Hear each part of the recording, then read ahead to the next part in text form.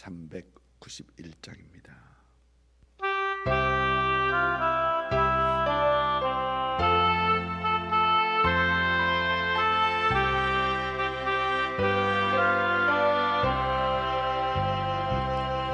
오 놀라운 구세주 예수 내 주 참 능력의 주시로다.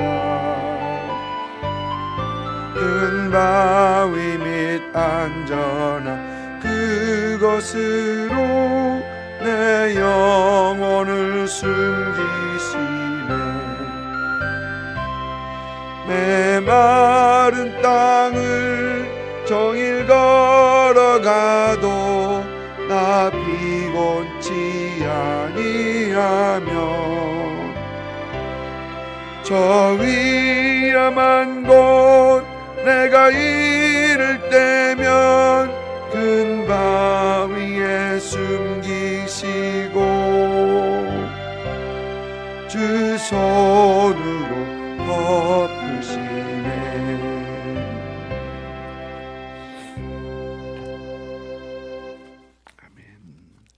시편 99편입니다. 99편 1절부터 9절까지 우리가 잠목소리로 읽습니다. 여호와께서 다스리시니 만민이 떨 것이요 여호와께서 그룹 사이에 자정하시니 땅이 흔들릴 것이로다. 시온에 계시는 여호와는 위대하시고 모든 민족보다 높으시도다. 주의 크고 두려운 이름을 찬송할지니 그는 거룩하심이로다. 능력 있는 왕은 정의를 사랑하느니라. 주께서 공의를 견고하게 세우시고 주께서 야곱에게 정의와 공의를 행하시나이다. 너희는 여호와 우리 하나님을 높여 그의 발등상 앞에서 경배할지어다. 그는 거룩하시도다. 그의 제사장들 중에는 모세와 아론이 있고 그의 이름을 부르는 자들 중에는 사무엘이 있도다. 그들이 여호와께 간구하며 응답하셨도다. 여호와께서 구름 기둥 가운데서 그들에게 말씀하시니 그들은 그가 그들에게 주신 증거와 율례를 지켰도다. 여호와 우리 하나님이여 주께서는 그들에게 응답하셨고 그들의 행한 대로 갚기는 하셨으나 그들을 용서하신 하나님이시니이다. 너희는 여호와 우리 하나님을 높이고 그 성산에서 예배할지어다. 여호와 우리 하나님은 거룩하심이로다. 아멘. 99편 시편 150편들을 쭉 보면 그 중에 시제가 없는, 그러니까 제목이 없는 시가 34편이 됩니다. 근데 오늘 이 시편도 시제가 없는 그 34편 중에 하나죠.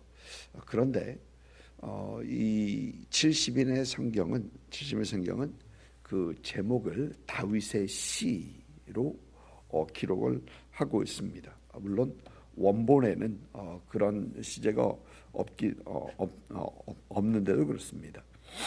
오늘 말씀 보니까 그는 거룩하시도다, 거룩하심이로다라는 말이 몇 번 나옵니다. 영어 성경 보니까 He is holy 그렇게 되어 있는데요. 3절에 그는 거룩하심이로다. 또 5절을 보면은 그는 거룩하시다. 또 9절에도 여호와 우리 하나님은 거룩하심이로다. God is holy 그렇게 됩니다. 그리고 그 거룩하다라는 것을 기준으로 이 오늘 시편이 세 부분으로 이렇게 구분되는 것을 보게 됩니다.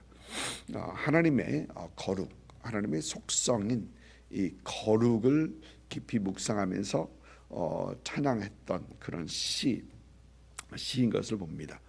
1절 말씀 보니까 하나님께서는 다스리시는데 그 하나님의 통치가 만민인 것을 봅니다. 여호와께서 다스리시니 만민이 떨 것이요. 그리고 여기서 말하는 이 만민은 하나님을 믿는 자나 믿지 않는 자나 모두를 말하는 만민입니다.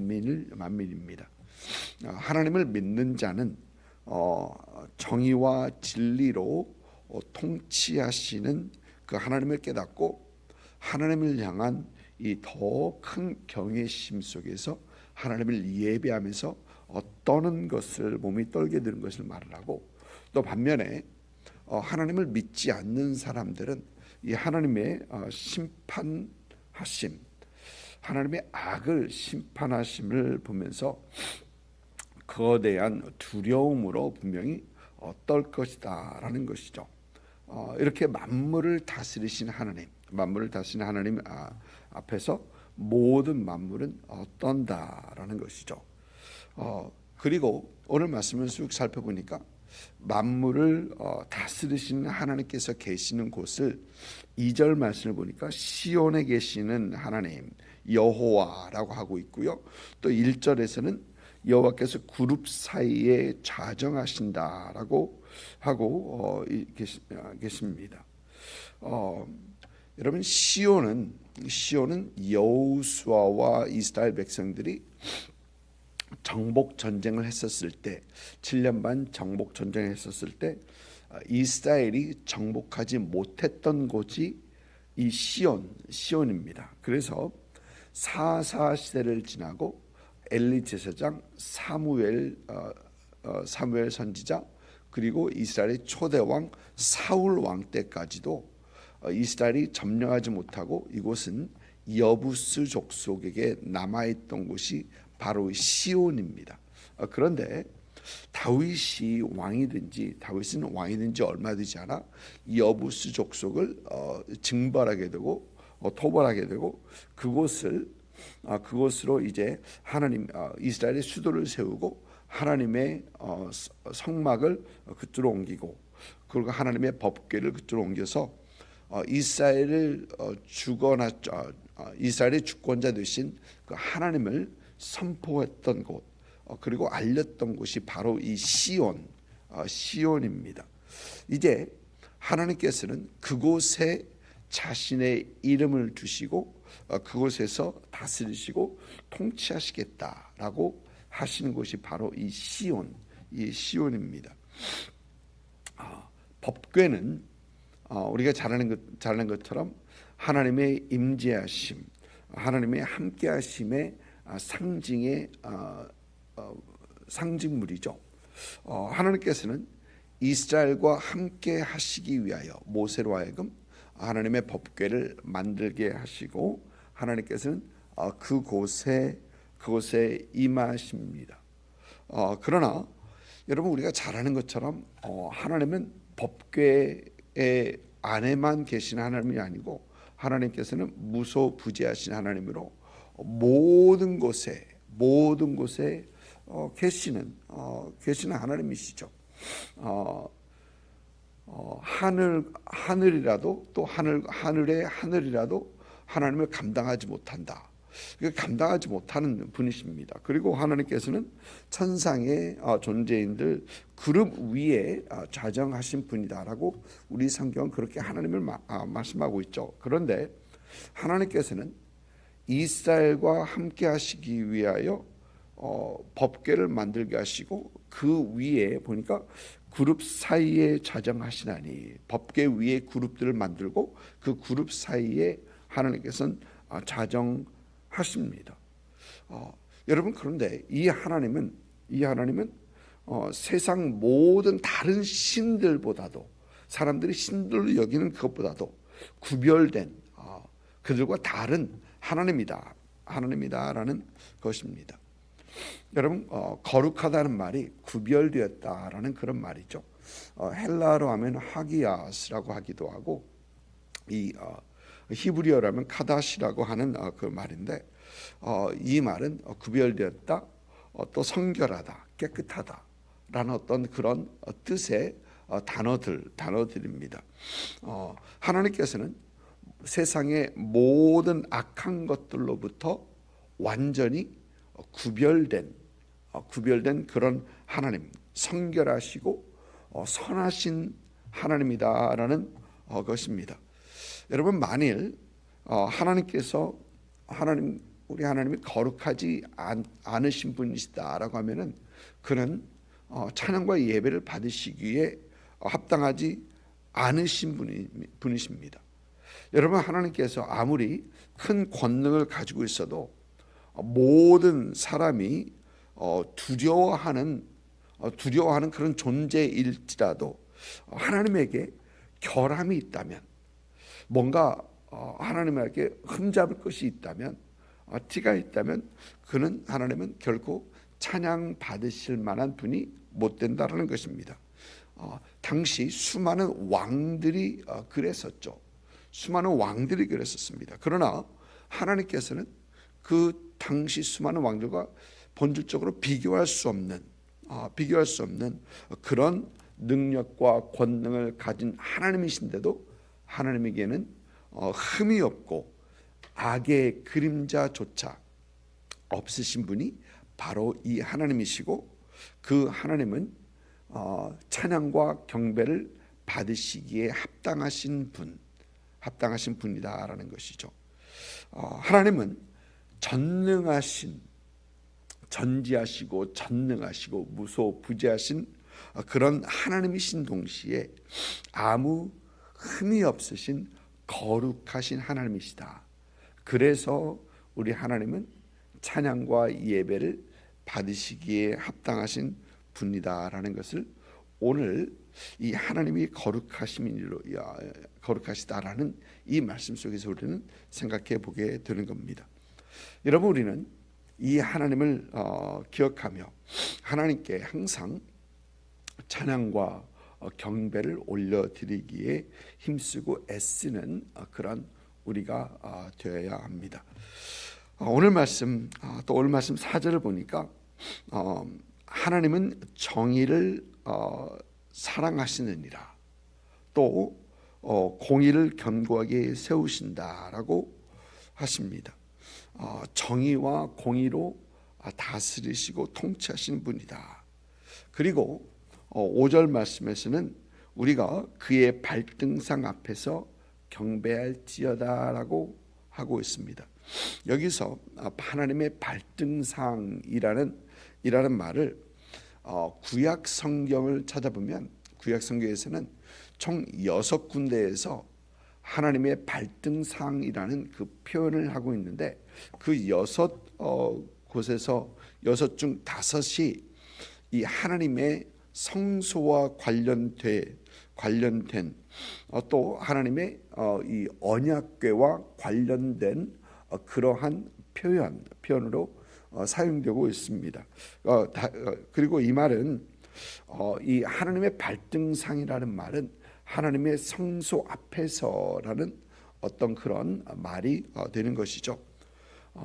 하나님은 찬양과 경배를 받으시기에 합당하신 분이신데, 우리는 하나님의 성소 앞에서, 하나님 발등상 앞에서, 하나님의 성소 앞에서 하나님을 찬양하고 경배하는 그런 우리가 돼야 되고, 그리고 이 하나님은 다시 한번 보니까 그는 거룩하시도다라고 합니다. 다른 우상들과 완전히 구별된 그런 하나님, 다른 세상의 왕들과 구별된 하나님으로서 정의와 공의를 추구하시고 정의와 공의로 다스리신 하나님은 세상 왕들과 다르다라는 것이죠. 세상 왕들은 그 모든 왕들은 자기가 원하는 것을 위하고 자신의 힘과 명성, 나를 위해 다스립니다. 여러분, 가끔 우리는 정치인들, 신뢰하지 않는 그 정치인들을 얘기하죠. 믿을 수 없는 사람 중에 아마 1호가 정치인들로 그렇게 여겨지기도 하는데, 왜냐하면 모든 정치인들 겉으로는 백성들을 위하고 나라를 위하고 국민을 위한다라고 하는데, 결국 정치인들이 원하는 것은 모든 사람들은 결국 표다라는 어떤 그런 얘기를 합니다. 다시 그 권력을 잡기 위한 그 표를 위해서 일한다. 그러니까 결국 자기를 위해서 일하는 거죠. 하나님의 정의와 공의가 아니라 이 자신의 배를 채우기 위해서, 자신의 이득을 위해서 한다라는 것입니다. 그러나 하나님은, 오늘 말씀 보니까 하나님은 정의를 사랑하시고 공의로 견고히 세우고 정의와 공의를 행하시는 하나님이다라는 것입니다. 그리고 이 하나님은 찬양을 받으시기에 합당하신 하나님이라고 오늘 말씀은 선포하고 있습니다. 또 오늘 말씀 6절 말씀 보니까 응답하신 6절 말씀부터 보면 응답하시는 하나님을 말을 하고 있습니다. 6절에서 세 사람의 이름이 언급되고 있는데 모세와 아론과 사무엘을 언급합니다. 그리고 그들은 제사장들 중에는 하고 말하는데 모세는 제사장은 아니었었죠. 아론은 당연히 초대 제사장이었고요. 그런데 모세의 사역을 보면 그의 사역 중에는 하나님 이 제사장의 사역을 하는 그런 모세도 보게 됩니다. 그리고 그들은 하나님 앞에 간구했었고 그 이름을 부르는 자, 하나님 앞에 간구했던 것을 말하고 하나님께서는 그들을 응답하셨다. 그들에게 응답하셨다라고 합니다. 또 뿐만 아니라 7절 말씀 보니까 그가 그들에게 주신 증거와 율례를 지켰더라. 하나님 말씀을 지켰도다라고 합니다. 그들은 하나님 앞에 간구하고 또 하나님 앞에서 하나님의 율례를 지키는 사람들이다 라고 합니다. 또 8절 말씀 보니까 재밌는 말씀이 나옵니다. 8절 말씀을 보니까 그들의 행한 대로 갚기는 하셨으나 그들을 용서하신 하나님이시니이다. 그들을 행한 대로 갚기는 하셨으나 심판을 하셨다는 것입니다. 그러나 하나님께서는 그들을 용서하셨다라고 합니다. 여러분, 하나님의 성품 중에 하나가, 속성 중에 하나가 정의와 공의, 그리고 또 하나님의 가진 속성이 이 자비하심이시죠. 예, 그렇습니다. 하나님은 공의와 정의를 행하시는 하나님이십니다. 그리고 하나님은 자비하시고 용서하시는 하나님이십니다. 그리고 오늘 말씀, 이 8절 말씀은 그 하나님을 잘 보여주는 말씀이고, 또 항상 말씀드리지만 이 예수 그리스도 십자가는 하나님의 정의와 공의 그리고 사랑, 자비와 사랑이 겹치는 그런 곳이다라는 것을 말씀드리죠. 예수 그리스도의 십자가는 우리 죄에 대한 하나님의 정의와 공의로 심판하시는 값을 치르시는 것을 보게 되고, 그러나 우리를 사랑하시는 하나님의 그 용서하심, 사랑이 여전히 보여지는 곳이 예수 그리스도의 십자가다라는 것입니다.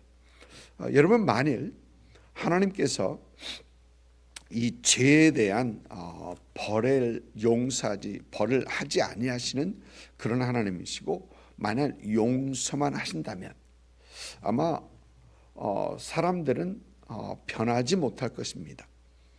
변해야 할